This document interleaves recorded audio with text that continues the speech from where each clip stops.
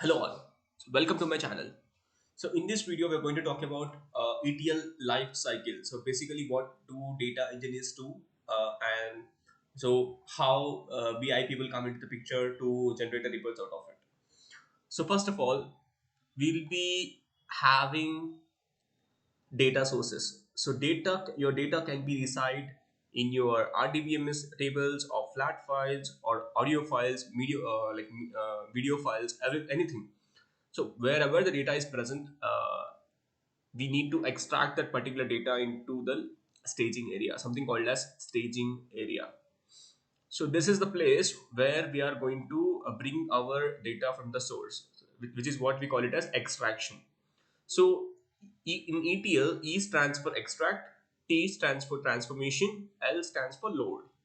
So once the data is extracted using different types of tools and different types of methodologies, which we'll be discussing in our future videos.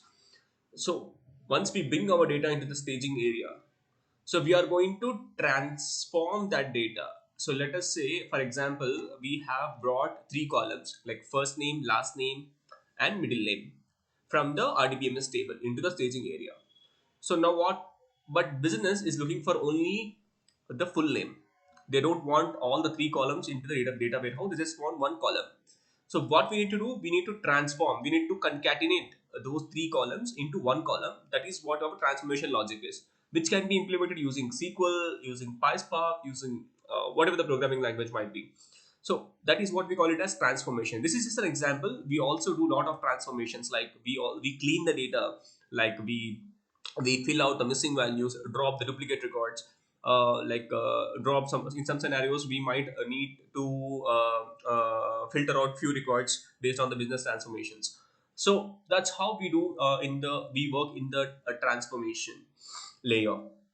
So once the data is transformed, okay, once the data is transformed fully according to the business needs, so we are going to load the data into a data warehouse table.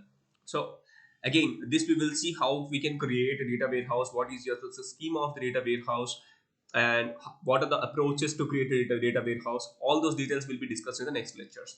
I'm just explaining on a very high level. So once we load the data into the data warehouse, so we will create subsets of data. So those subsets are called as data marts. So let's say we have 100 records. So 10 records are for one belongs to one category, 10 records belongs to other category, 10 records belongs to other category, something like that. So depending on our criteria, we will be creating multiple data marts. So now, so this is till here, that is the work of the data engineer.